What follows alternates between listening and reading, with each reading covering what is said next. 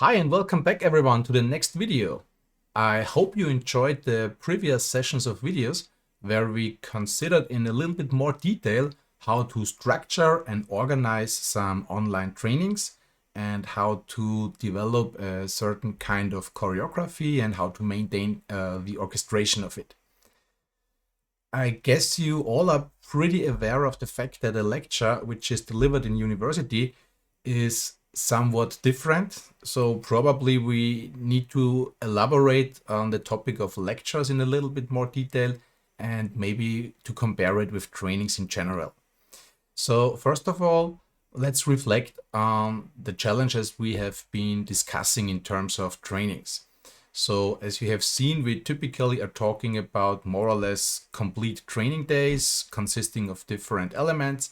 And the main challenge here is to keep the energy up during the whole day, which requires some sophisticated considerations on how to structure such a day, how to integrate a certain choreography, and how to maintain the dynamics. That's inherent when you are working together with participants for the whole day. Lectures in university are kind of different here because typically we do not fill a whole day. Aside if you're not doing a block series or something like that, but in the normal situation we have several individual blocks which can be, for example, something like 90 minutes. In more detail considered here, typically the blocks here are filled with more high density content, which means you keep the level or the challenge pretty much higher than you would do in a whole day training. But be aware that even though that we have 90 minutes which we try to fill, that the students don't have 90 minutes, rather they have 3 or sometimes also 4 different lectures. So it still remains a good idea to think about the orchestration and the dynamics. So that's the one thing. The second thing is that there is not one single type of lecture. Rather, we have different types of lectures, which also vary in terms of their internal structure and the way how you would deliver the content to your students. So, and to be honest here, very often in university settings, we do not only have single blocks as we can see here, which are subsequently concatenated together. Rather, we very often also have a complementary part with a practical exercise or laboratory or stuff like that. So this is an additional challenge that we need to consider here. So let's take a closer look how such a typical lecture, I'm talking about the theory part right now here. Let's take a closer look how such a typical lecture could look like. So the common situation that we all know is that the teacher is standing in front of the audience and he's delivering some content or he's elaborating some content. And in most of the lectures, we will have a situation that is dominated by a presentation mode, where the teacher is giving presentations and the students can download the slides afterwards. And the plain presentation typically is complemented with some inherent interaction. So probably depending on your style, you will ask questions to the students, you will have a discussion which delivers value from the didactics point of view. But on the other hand, working with such interactive elements is always risking the schedule. So what we can say here is that typically we have a correlation between the number of students in such a lecture and the level of interaction. So if you have, I don't know, a seminar with 15 students, you probably will have much more interaction than if you're giving a basic lecture in front of 150 or 200 students. So we see some kind of a correlation here. And we still could ask ourselves if this today is a perfect concept. So if you just consider a standard lecture where the teacher is reading in front of 150 students, let's assume it's a maths lecture. I'm not sure if this is already perfect today, because if you take a look in the audience, then you will see that many of the students sitting there They are just busy with trying to copy what the teacher is writing to the blackboard or whiteboard, but they are not really able to follow all the content. So I just want to point out here that the situation as we have it today in the on-site lectures, I think it's not the best possible thing that we could have, just to keep this one in mind. But aside of the discussion on good didactics in on-site settings, if we come back to the earlier discussed situation where we also integrate some interaction between the teacher and the students, our main challenge here is how can we transfer this kind of inherent interaction to a remote setting? And to find some approach, possibly we could get some inspiration here from sports. So if some of you are into sports, maybe into running or even training for a marathon, then you get an idea of what a training plan looks like. Which means if you're preparing yourselves to run a marathon, then you very likely will not run every day 25 or 30 kilometers. Rather, you have a plan which realizes something that we call polarized training. And this means that you are separating different aspects to train. So if you want to improve or if you want to work on your pace, then you make some interval trainings, which can be of different length and different duration. This interval training then typically is complemented with some long run training, which means that you're going on a long distance but with a slower pace. So the main concept here is to separate the individual aspects that you want to work on. And we have something very similar like that in education or in didactics. And here is a concept that gains momentum over the last, especially the last months. Then this concept is called a so-called flipped classroom. And the idea of this flipped classroom is that you don't spend time together and just read something to the students and they copy it. Rather, you prepare some material. We call this one learning nuggets. I will come back to this term in a while. And these provided learning nuggets will support a self-study situation for the students. So they really can sit at home, learn at their individual pace, and prepare themselves for a certain topic. And then after the self-study phase, we have some interaction phase, which typically is based on some problem-based learning concepts, which means that we are going to apply everything that we learned, and we can elaborate on this, we can interact, we can answer questions and stuff like that. So the benefit here is that the time that we have together with the students is used in a much better way because we are working on particular questions instead of just presenting content that later is copied from the students, maybe without understanding immediately, but sometimes can happen. So let's take a closer look to the flipped classroom concept. So the first part, the self-study part, typically looks like that you as the teacher, you are preparing some learning nuggets, and the learning nugget in that case very likely will be something like a video that you record. The typical duration would be 5 to 10 minutes, so it's a brief sequence, and the students can try to understand a certain topic on basis of these videos. The clear benefit here is they can scroll forward, scroll backwards. If they didn't understand something, they can learn whenever they want to. So the pace of learning is reflecting the current student situation, and we are preparing some material that is able to meet these needs.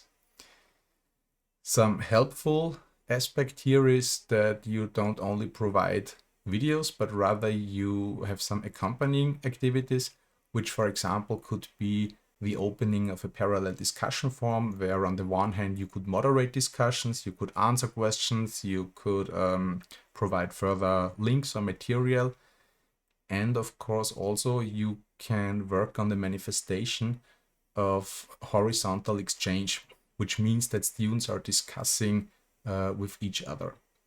So this is the phase of self-learning, where our role as teacher typically is the role of a moderator. So we are moderating their individual process of self-study. And if people are prepared to a certain degree for certain topics, then we can enter the second phase, which is the problem-based learning, which means we are reflecting on the content by applying everything that we learned to a given case study, for example. So here, what we are using is the concept of experience-based learning. So as you all know from the learning pyramid, if you're doing something that you thought you understood, then on the one hand, maybe you find things that in fact you didn't really understand, or it helps to really to make it more memorizable and to establish the knowledge in a more sustainable way.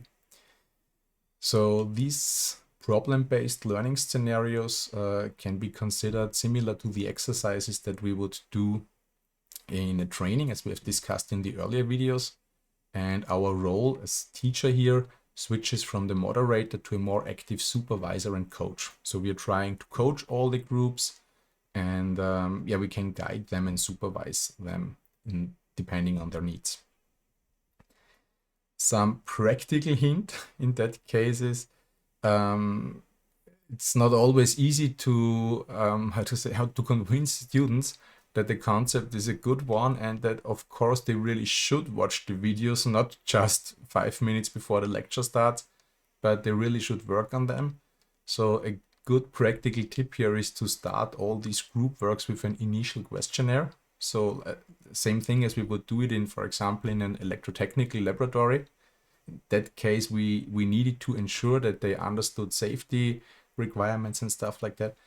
So in that case, it helps us to ensure that people really have prepared themselves so that we can use the time that we have in the best possible way.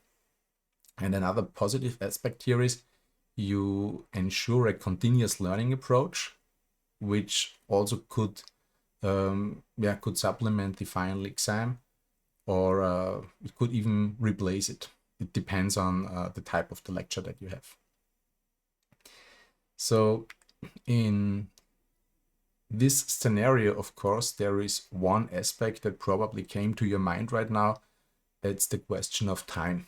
So if you should supervise all the groups here and prepare videos and stuff like that, so what is the time budget? What is the time that students need to invest? What is your time budget as a teacher? And if we start thinking about the student perspective, then this is a kind of a neutral time budget, but I think that the outcome, the real understanding of students is much better in that way. So just assume, for example, we are starting with a regular 90-minute session, and maybe you split it in 50-50, which means that you count 45 minutes for watching the videos and reflecting on these things, and you count 45 minutes for an exercise in the group work later on. Or you also could make a 30-60 or 60-30. So, but more or less, I think it can be set up in a way which covers the same duration as a normal lecture would do. So from the student's perspective, the learning content is separated into these two different poles, self-study and interaction, but the time amount stays neutral. From the teacher perspective, it's not that easy to be answered, because if we consider it in detail, let's assume first of all, okay, we have the video preparation. This is probably a lot of effort if you're doing it the first time, but if you improve your skills in recording videos, then it goes much faster. That's the one thing. And the other thing is, if you have recorded your videos and your lecture doesn't change every year completely, then probably this is some investment which pays off over the years. So that's the preparation thing. The accompanying moderation here is a little bit different. I just took down, it depends. So it depends on your personal effort that you're willing to invest. Maybe if it's a very big lecture, you have some assistant which could also moderate the chat and answer questions or stuff like that. So this is really a matter of it depends. And then if we consider the problem-based learning part, here it becomes interesting, because my rule of thumb is that up to a limit of 30 students, it's neutral. If you go above 30 students, then there is room for improvement. Let me elaborate on this in more detail.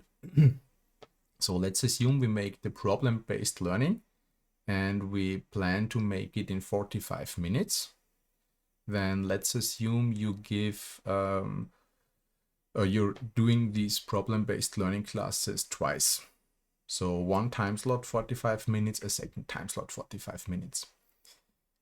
To supervise training groups or case study groups in that case, I think an upper limit is what you can really control is 3 groups, where every group should not exceed 5 students. Because if you have more than 5 groups, there's always 5 people, then there's always someone hiding. So I think 3 groups with 5 students each is pretty much what we can handle in such a practical session. This means that with the setting of 3 groups and 5 students each, in the first 45 minutes, we can handle a total of 15 students. In the second 45 minutes, we can handle a total of 15 students again, which means we are able to cover 30 students in the problem-based learning session by investing ourselves 90 minutes, the same thing, the same time that we normally would invest in an on-site lecture.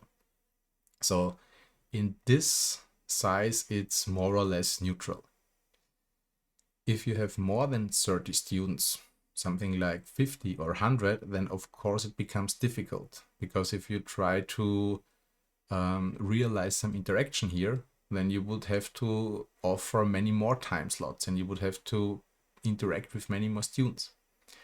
But to be fair in that situation, how much interaction do we have in a lecture with 150 students today?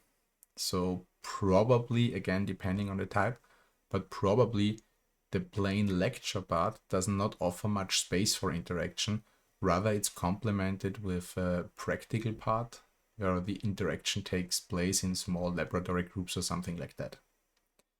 And this also brings me to the next point, which is the question how to deal with the practical part.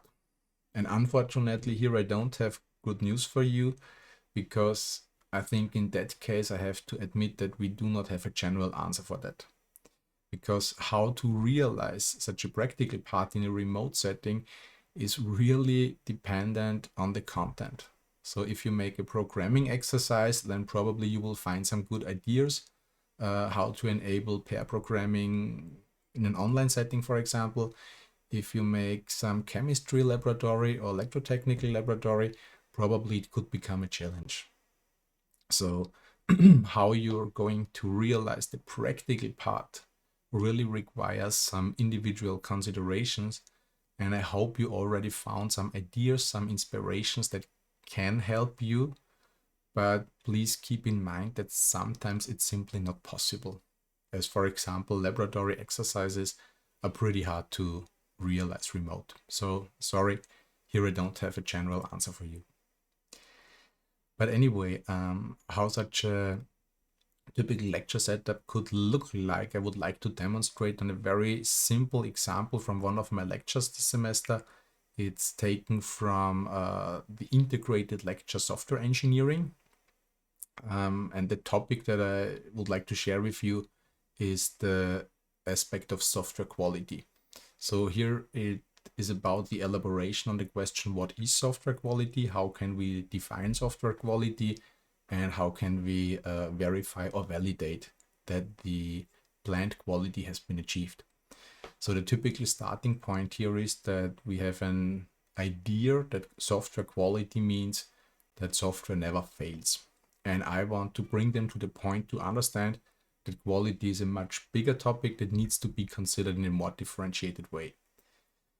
So we are starting, of course, with the learning nuggets, which are recorded as videos.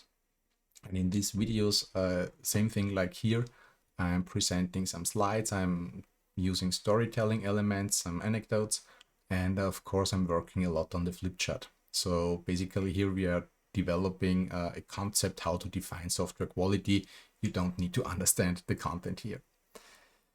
After the self-study of the videos, they should be able to apply this presented model to define to define the software quality characteristics for a particular software solution. So we go into our problem-based learning, where I'm realizing group exercises in Mural, just in the same way as we would do in the training.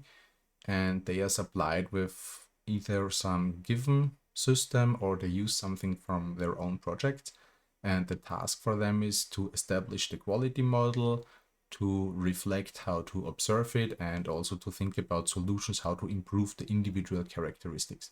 So here we have a plain Mural exercise, no other tools, just Mural, which should help them to concentrate on the topic of the quality characteristics and not being, I don't know, caught in some programming exercise.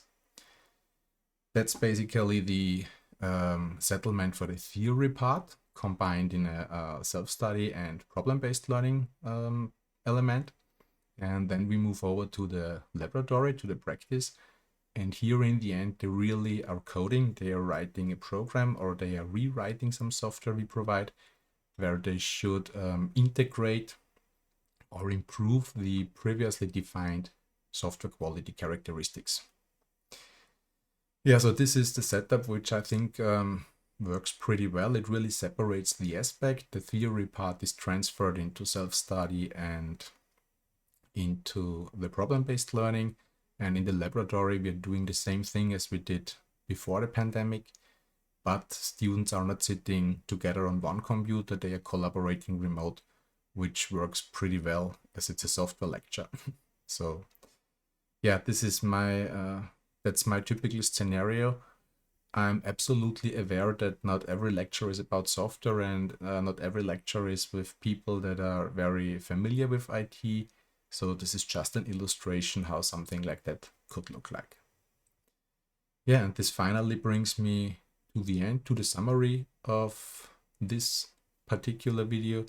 So as we have seen, we have different challenges in lectures than in trainings, especially the different existing formats, the very often huge number of students.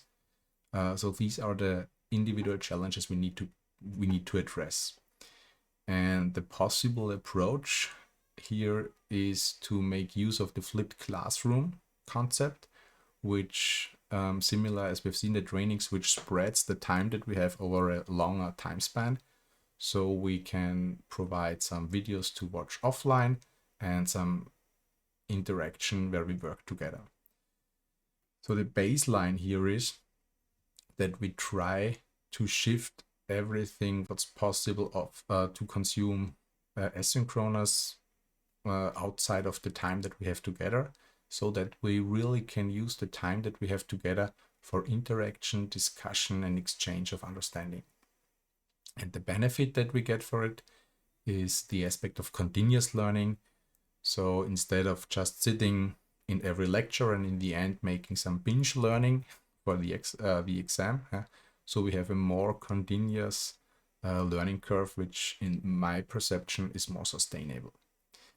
But of course, all the concepts that I shared with you here are not considered as a blueprint.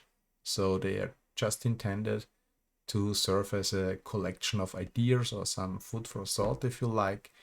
And in the end, you definitely will need to find individual solutions depending on the nature of your lecture, depending on the number of students, and of course also depending on the content.